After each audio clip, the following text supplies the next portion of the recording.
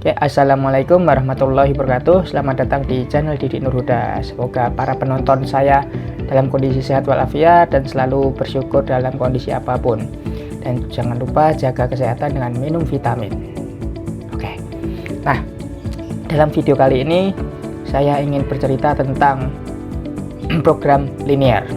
Nah, ini mungkin istilahnya program linear yang sering kita dengar waktu zaman SMA kelas 10 atau kelas 11 ya mungkin ya. Nah, ini pembahasan di matematik yang kita gunakan untuk mata kuliah riset operasional. Oke, sebelum pembahasan kita mulai, lebih baik para penonton unduh dulu materinya di deskripsi di bawah, supaya dalam penjelasan sambil melihat materi kan lebih enak. Oke, mari kita mulai. Oke, linear programming kalau dalam istilah bahasa Inggris, atau kalau di Indonesianya ada yang mengartikan programming linear atau pemrograman linear. Kalau dalam istilah matematika SMA, program linear. Nah, mungkin kayak pengertiannya sendiri, suatu teknik perencanaan. Kayak di sini ada perencanaan yang bersifat analitis, yang analisisnya menggunakan model matematis dengan tujuan menemukan beberapa alternatif pemecahan optimum terhadap persoalan. Jadi tujuannya adalah mencari sesuatu yang optimum, ya baik minimal atau maksimum.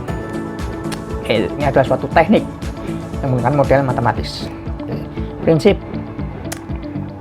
setiap organisasi berusaha mencapai tujuan yang telah ditetapkan sesuai dengan keterbatasan sumber daya. Oke, kita punya keterbatasan sumber daya yang mencapai tujuan yang telah ditetapkan, maksimal atau minimum ya, tergantung kondisi yang ingin kita cari. Modelnya, model linear programming. Ini beberapa tadi ini udah kita bahas pengertian, contohnya akan kita bahas nanti. Metode penyelesaian di sini untuk video kali ini saya akan bahas tentang grafik untuk simplex di video selanjutnya. Kemudian yang lain nanti ya. Yang paling penting di sini adalah metode penyelesaian dengan cara grafik. Penerapan di salah satu contohnya adalah perbankan, ada di portofolio investasi, periklanan, banyak juga industri manufaktur, contohnya penggunaan mesin, kapasitas produksi. Ini paling sering soal-soal mungkin zaman SMA pakainya ini. Pengaturan komposisi bahan ini pun juga sering soal-soal SMA. Kemudian distribusi dan pengangkutan, penugasan karyawan. Ini soal-soal SMA banyak sekali yang penerapan dari programming linear ini, atau linear programming atau program linear ya, bingung saya menyebutkannya. Nah, karakteristik persoalan linear programming atau program linear yang jelas yang pertama adalah ada tujuan yang harus dicapai, kemudian ketersediaan beberapa alternatif untuk mencapai tujuan, kemudian sumber daya seberapa yang ada, dan yang paling penting di sini adalah dapat dirumuskan dalam bentuk matematik atau kalimat matematika yang mungkin ada persamaan atau pertidaksamaan. Nah, modelnya seperti ini. Jadi di sini ada kegiatan, sumbernya ada berapa aja, 1, 2, 3 seterusnya. Kemudian pemakaian sumber per unit atau kegiatan atau keluaran di sini. Orangnya macam-macam. Nah, ini kapasitas si sumber. Nah, ini kita anggap sebagai variabel di sini ya. Kegiatannya itu kita anggap sebagai variabel X1, X2, X3 dan seterusnya sampai Xn.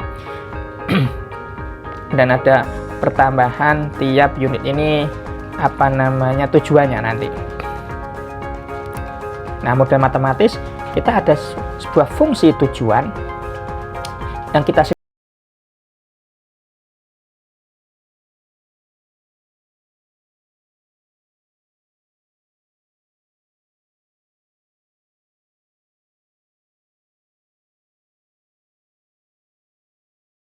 grafik. Kemudian batasan atau fungsi batasan ya, di sini ada yang nyebutnya seperti itu. Nah,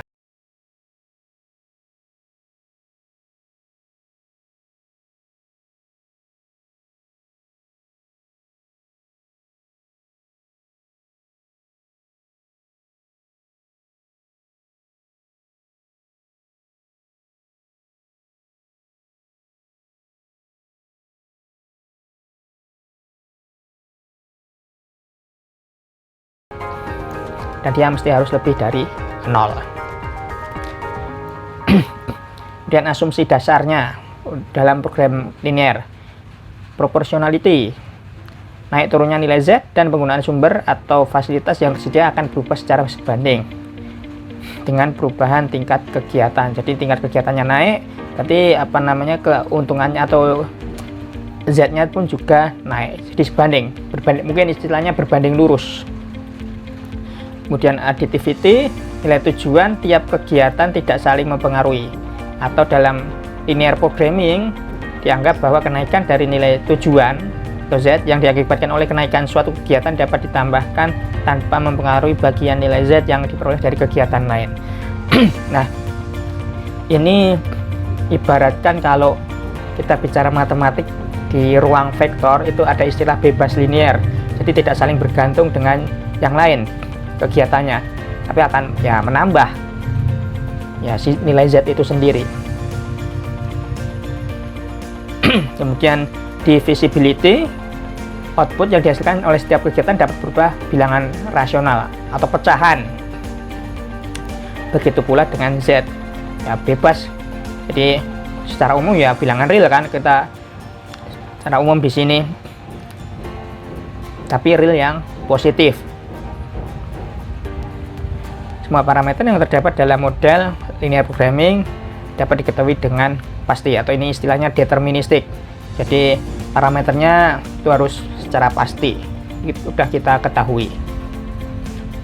Nah, metode penyelesaian masalah ada dua, ada grafis atau grafik, ada itu yang 2 variabel, matematis, simplex method. Untuk yang saat ini kita bahas ini, grafik. Oke, kita mulai ke contoh. Ada suatu perusahaan menghasilkan 2 produk. Produknya adalah meja dan kursi yang diproses melalui 2 bagian fungsi, yaitu perakitan dan pemolesan. Pada bagian perakitan tersedia 60 jam kerja, sedangkan pada bagian pemolesan terdapat 48 jam kerja. Untuk menghasilkan satu meja diperlukan 4 jam kerja perakitan dan 2 jam pemolesan. Sedangkan hasilkan satu kursi diperlukan 2 jam perakitan dan 4 jam pemolesan. Nah, kemudian laba untuk setiap meja dan kursi yang dihasilkan masing-masing segini. 80.000 untuk mejanya dan 60.000 untuk kursi ya. Nah, berapakah jumlah meja dan kursi yang optimal dihasilkan? Nah, kalau kita berbicara laba berarti optimal supaya labanya itu maksimum. Oke, kita mulai pembahasan penyelesaian. Yang pertama kita lakukan, yang kita buat tabel dahulu. Tabelnya seperti apa? Nah, di sini ada kegiatan tadi. Kegiatannya apa aja? Ada perakitan sama pemolesan. Perakitan, pemolesan. Kemudian di sini ada waktu yang dibutuhkan per unit. Unitnya kan ada meja sama kursi. Nah, tadi meja 4 jam perakitan, 2 jam pemolesan. Kursinya 2 jam perakitan, 4 jam pemolesan. Dan waktu yang tersedia untuk perakitan totalnya adalah 60 jam, yang di sini pemolesannya 48 jam. Nah, kemudian laba per unitnya 80.000 sama 60.000. Oke, 80.000 untuk meja, 60.000 untuk kursi. Nah, dari perumusan ini, dari tabel ini kita buat kalimat matematikanya dengan fungsi tujuan, yaitu 8M plus 6K. Jadi fungsi tujuannya ini laba 80.000 tambah 60.000. Ya, ini variabelnya meja dan kursi saya singkat dengan huruf M dan K. M menyatakan meja, K menyatakan kursi. Kemudian kita mempunyai constraint atau kendala. Ya, istilah bahasa Inggrisnya constraint ya di situ. Nah, perakitan di sini total untuk meja ditambah kursi itu harus kurang dari sama dengan 60 jam. Karena batas maksimalnya segini. Karena dia batas maksimal 60 jam, berarti penjumlahan perakitan meja sama kursi harus kurang dari sama dengan 60 jam. Begitu juga untuk pemolesan. Nah, pemolesan di sini juga harus kurang dari 48 jam. Boleh kurang tapi tidak boleh lebih. Maksimal harus sama dengan. Oke, kemudian ada syarat yang lain. Mejanya harus lebih besar 0, kursinya juga harus lebih besar 0. Ya, kalau kita meja sama kursinya negatif ya buat apa? Nggak ada arti apa-apa. Mungkin kalau kita bicara fisika ya tidak ada arti fisik kita ngomongi meja itu negatif ataupun kursi itu negatif. Ya mirip kayak waktu itu negatif seperti apa. Nah, yang pertama kita lakukan di sini adalah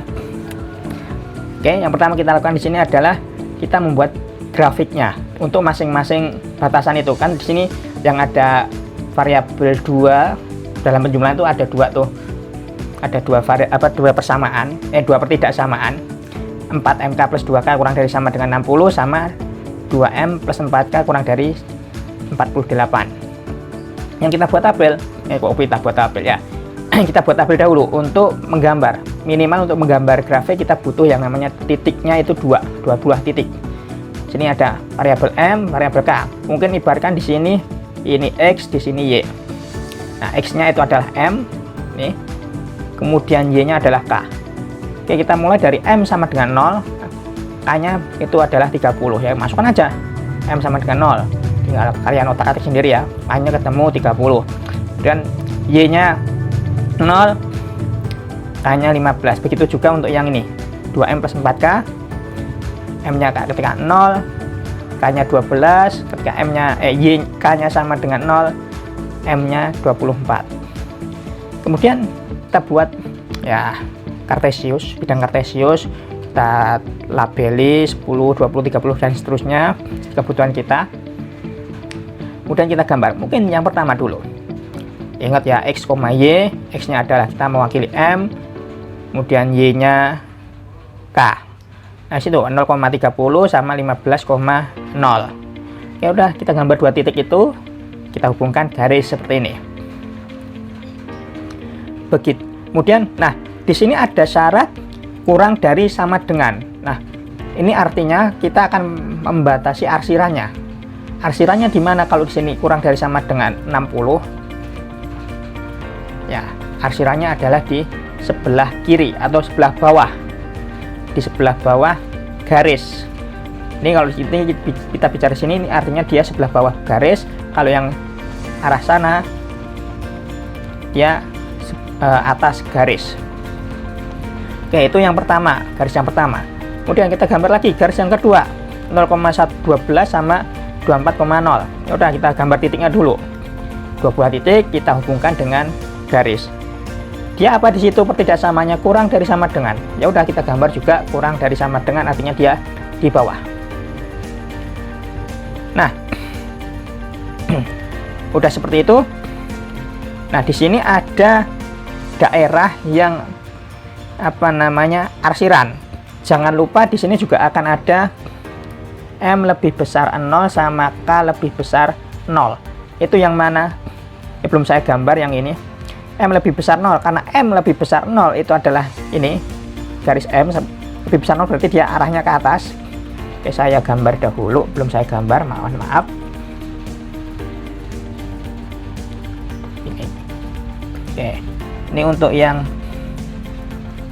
M lebih besar 0. Oke, saya lingkarin seperti itu. Kemudian untuk K yang lebih besar 0, saya pakai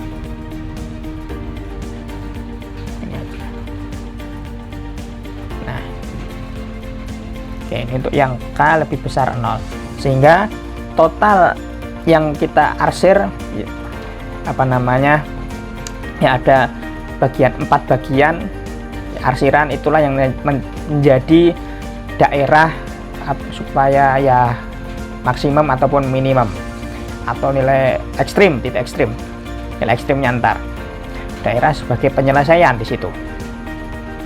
Oke, jadi yang saya garis ini ada 4 arsiran, di situ adalah daerah yang menjadi penyelesaian.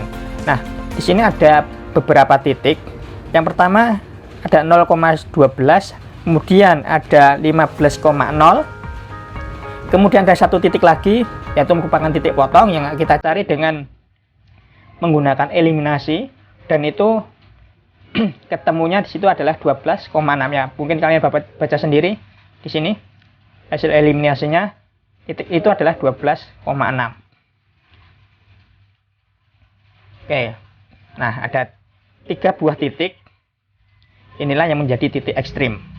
Nah, Titik ekstrim ini akan kita cek di fungsi tujuan, manakah yang menghasilkan nilai optimum. Optimumnya di sini karena kita bicara laba berarti yang menghasilkan laba maksimum. Ya udah, kita cek dengan cara memasukkan ke fungsi tujuan. Fungsi tujuannya adalah ini, 8M plus 6K. Oke, kita mulai dari M sama dengan 0, K sama dengan 12. Kita masukkan. Ternyata hasilnya adalah 72. Kita cek lagi untuk yang 15,0. 15 untuk M-nya, kemudian kursinya adalah 0. Ya, kita masukkan saja. Nah, di sini berapa ini? 120 untuk yang ini. 15,0. Satu lagi di 1 titik 12,6. Nah, kita masukkan. Ternyata hasilnya 132. Ya. Nah, sehingga dari persoalan tadi, supaya menghasilkan laba maksimum atau yang mungkin secara umum adalah optimum, itu adalah yang jumlah mejanya adalah 12 dan kursinya adalah 6. Jadi titik ekstrim ini adalah salah satu nanti adalah merupakan jawaban dari persoalan kita. Mungkin di sini ada istilah tadi, extreme point atau titik ekstrim ini, titik-titik sudut daerah kelayakan. Ya, merupakan penyelesaian yang kita butuhkan nanti. Invisible solution, tidak ada solusi karena tidak semua kendala terpenuhi. Kemudian unbounded solution, solusi yang disebabkan karena fungsi tujuan dibuat tanpa batas dan tidak melanggar fungsi kendala. Oke, dan mungkin kalian baca sendiri ya. Nah, oke, apalagi? Oh, habis. Oke, sampai sini dulu video saya. Semoga kalian paham. Jika ada pertanyaan atau saran silahkan tampilkan tulis di kolom komentar. Dan kalau ada ralat silahkan juga disampaikan di kolom komentar. Nah, semoga video ini bermanfaat bagi kalian. Sampai jumpa di video selanjutnya. Terima kasih. Assalamualaikum warahmatullahi wabarakatuh. Dadah.